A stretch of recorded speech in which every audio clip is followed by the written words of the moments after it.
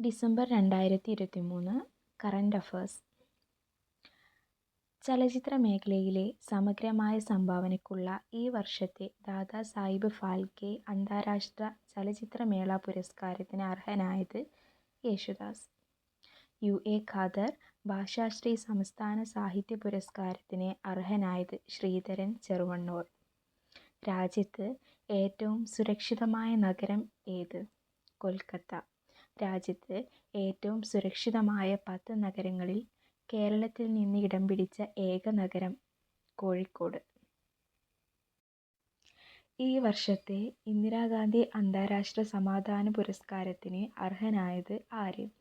Daniel ബാരൻബോയിം, Ali Abu ഔവാദ്. ഊർജ കാര്യക്ഷമതാ സൂചികയുടെ അടിസ്ഥാനത്തിൽ കേന്ദ്ര ഊർജ മന്ത്രാലയം നൽകുന്ന പുരസ്കാരങ്ങളിൽ 1-ാം സ്ഥാനം നേടിയ സംസ്ഥാനം ഏത്? ആന്ധ്രാപ്രദേശ്. 2-ാം സ്ഥാനം കേരളം. ജനിച്ച് 24 മണിക്കൂറിനുള്ളിൽ നവജാത ശിശുക്കളിൽ പരിശോധനകൾ നടത്തി വൈകല്യങ്ങൾ കണ്ടെത്താൻ ലക്ഷ്യമായിട്ടുള്ള സംസ്ഥാന സർക്കാർ പദ്ധതി ഏത്? ശലഭം. ഗോവ വിമോചന ദിനം ഡിസംബർ 19. 28ാമത് കേരള രാജ്യാന്തര ചലച്ചിത്രമേളയിൽ മികച്ച ചിത്രത്തിനുള്ള സുവർണ ചകോരം സ്വന്തമാക്കിയ ജപ്പാനീസ് ചിത്രം ഈവിൾ ഡസ് നോട്ട് എക്സിസ്റ്റ്.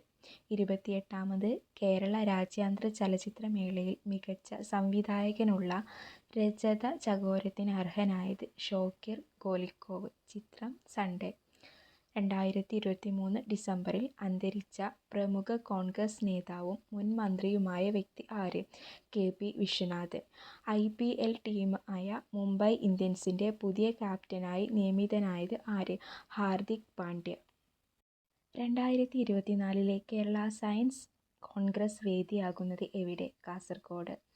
2023 ടെന്നീസിലെ ലോക ചാമ്പ്യൻ പട്ടം സ്വന്തമാക്കിയത് നൊവാക് ജോക്കോവിച്ച്, ആര്യാന സബലെങ്ക.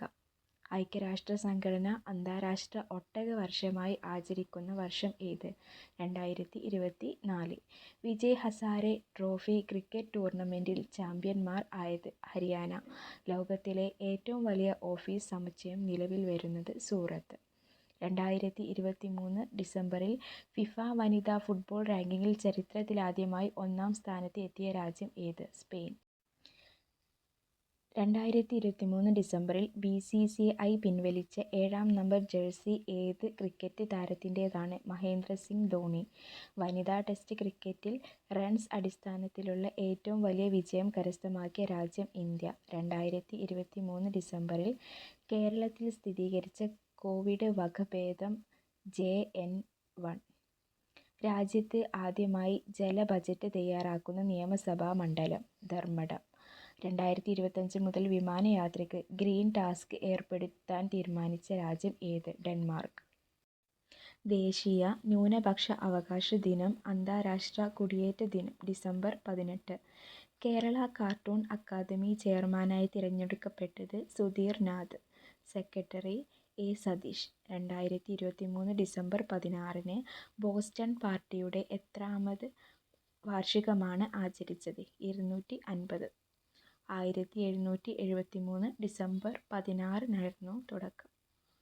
2023 ഡിസംബറിൽ അന്തരിച്ച കുവൈത്ത് അമീർ ഷെയ്ഖ് നവാഫ് അൽ അഹമ്മദ് അൽ ജാബർ അൽ സബാഹ്. രാജ്യത്തെ ആദ്യ ബഹുഭാഷാ നിർമ്മിത ബുദ്ധി പ്ലാറ്റ്ഫോം ക്രൂട്രീ.